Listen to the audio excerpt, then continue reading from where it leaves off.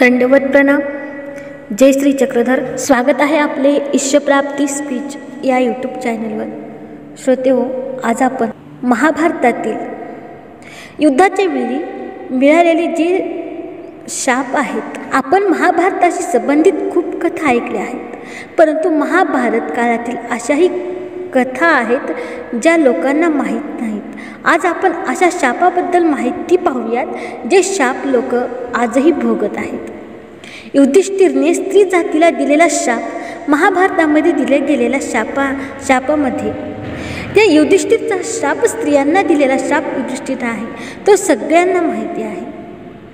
महाभारतामध्ये सांगितलेल्या कथेनुसार जेव्हा कुरुक्षेत्रावर युद्धाच्या वेळी अर्जुनाने महारथी कर्णाचा वध केला, तेव्हा पांडवाची माता म्हणजेच कुंती कर्णाजवळ जाऊन बसून दुःख करत होती, रडत होती.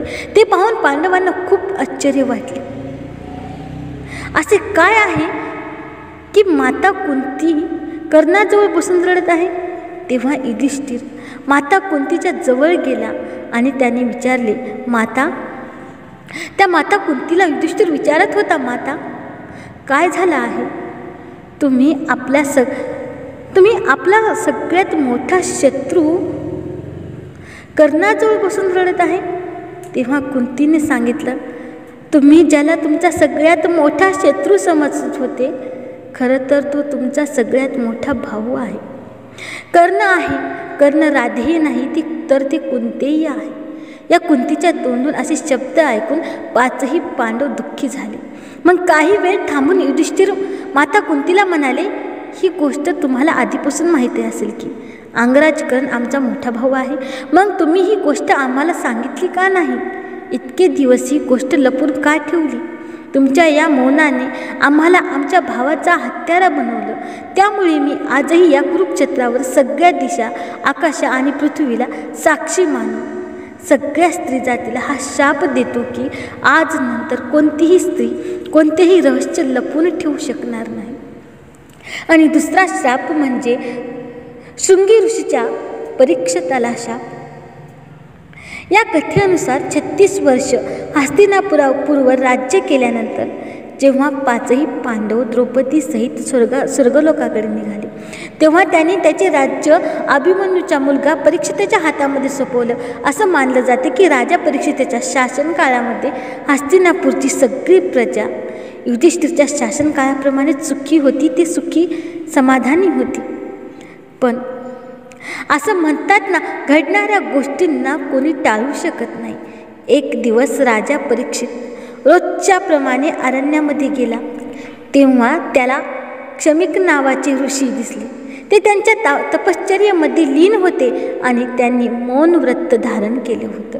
पण ही गोष्ट राजा परीक्षितला माहीत नव्हती.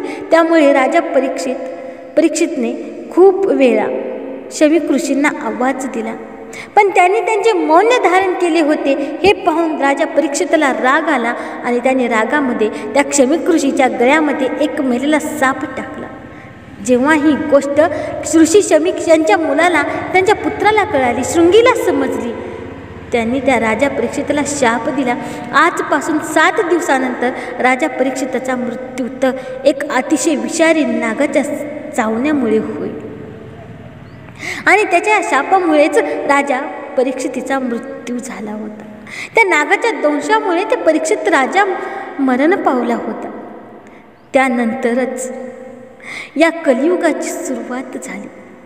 कारण राजा परीक्षितीच्या जिवंत राहण्यामुळे कलियुगामध्ये एवढी हिंमत नव्हती की तो माणसावर वरचढ ठरेल.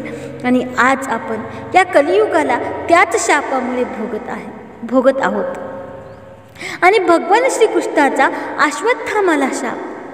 महाभारताच्या शेवटच्या दिवशी जेव्हा अश्वत्थामाने धोक्याने पांडवाच्या मुलाचा वध केला, या गोष्टीची माहिती जेव्हा पांडवांना समजली, तेव्हा पांडव भगवान श्रीकृष्णाबरोबर अश्वत्थामाचा पाठलाग करीत महर्षी व्यास ऋषीच्या आश्रमात पोहोचले.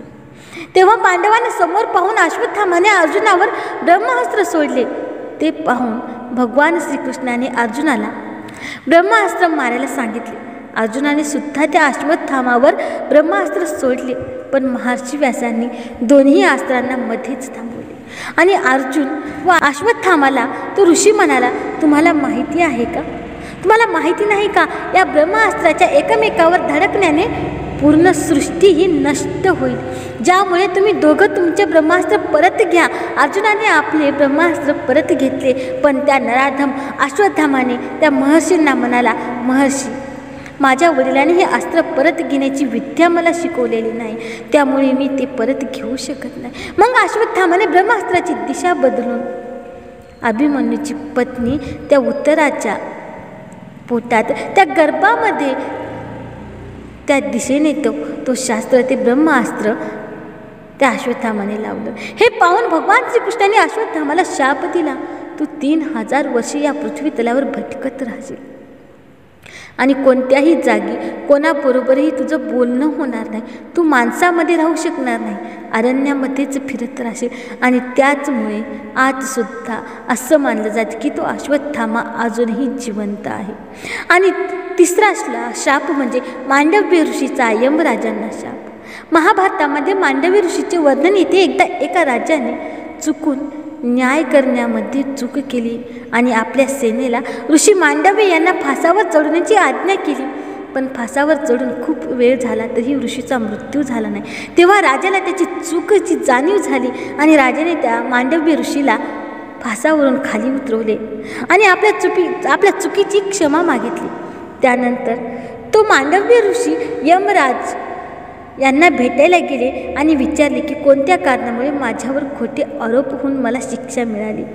तेव्हा यमराज त्या ऋषींना म्हणाले, जेव्हा तुम्ही 12 वर्षाचे होते तेव्हा एका छोट्या प्राण्याला तुम्ही काटा टोचवला, त्यामुळे तुम्हाला ही शिक्षा मिळाली. हे ऐकून ऋषींना राग आला आणि ते यमराजांना म्हणाले की मी 12 वर्षाच्या वयामध्ये कोणालाही ज्ञान नसते की धर्म आणि अधर्म काय आहे. तुम्ही एका छोट्या चुकीसाठी मला खूप मोठी शिक्षा दिली, म्हणून मी तुम्हाला शाप देतो की तुम्ही शूद्र योनीमध्ये दासीच्या मुलाच्या रूपाने जन्म घेशील. आणि मांडव्य ऋषीच्या या शापामुळे यमराजांना विदुराच्या रूपामध्ये जन्म घ्यावा लागला. अप्सरा उर्वशीचा अर्जुनाला शाप.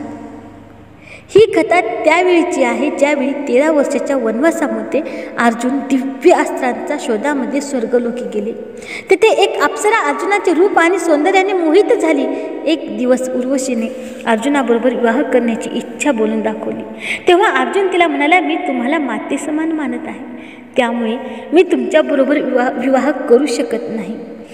या गोष्टीचा त्या उर्वशीला, त्या अप्सराला अतिशय क्रोध आला, राग आला आणि ती काय म्हणते, ती म्हणाली की मी तुला शाप देते की तू स्त्रियामध्ये. इंद्राला अर्जुनाने घडलेला सगळा हकीकत सांगितली. त्यानंतर देवराज इंद्राच्या सांगण्यावरून त्या उर्वशीने तिच्या शापाचा काळ 1 वर्षाचा केला. तेव्हा इंद्रदेव अर्जुनाचं सांत्वन करताना म्हणाले की तुला घाबरण्याची गरज नाही, हा शाप तुझ्या वनवासाच्या काळामध्ये तुला वरदानासारखा उपयोगी पडेल. आणि आता अज्ञातवासाच्या वेळी त्या नर्तकीच्या, त्या नृत्यकीच्या वेशामध्ये कौरवाच्या नजरेपासून वाचण्यासाठी मला आशा आहे की तुम्हाला ही कथा नक्की आवडली असेल. व्हिडिओ जर आवडला असेल तर लाईक, शेअर आणि सबस्क्राईब नक्की करा. दंडवत प्रणाम. जय श्री चक्रधर.